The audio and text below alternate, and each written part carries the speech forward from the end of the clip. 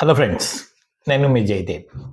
భారత మాజీ ప్రధాని డాక్టర్ మన్మోహన్ సింగ్ నిన్న సాయంత్రము 92 వయసులో పరమపదించారు.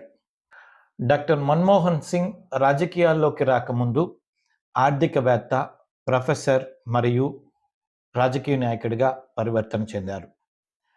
వీరు 2004 నుండి 2014 మధ్య 2 సార్లు మన దేశ ప్రధానిగా పనిచేశారు. ఇక ఈయన వ్యక్తిగత జీవితం చూస్తే వీరు 1932 సెప్టెంబర్ 26న పాకిస్తాన్లో గాహా గ్రామంలో జన్మించారు.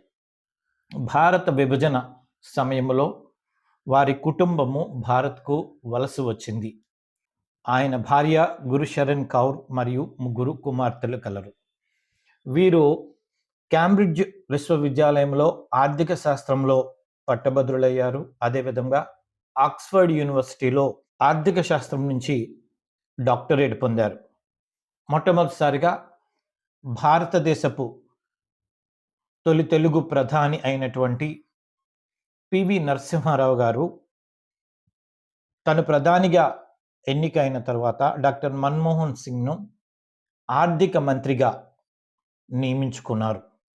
1991లో వీరు ఆర్థిక మంత్రిగా బాధ్యతలు చేపట్టిన తర్వాత సరళీకృత ఆర్థిక విధానము అనే దాన్ని తీసుకొచ్చి భారతదేశ ఆర్థిక వ్యవస్థలో విప్లవాత్మకమైనటువంటి మార్పులు తీసుకురావడం జరిగింది.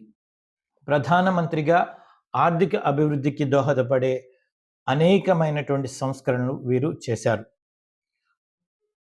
ఎంత ఉన్నత స్థాయికి వెళ్ళినప్పటికీ అతని యొక్క జీవితము చాలా సాదాసీదా అయినటువంటి జీవితం.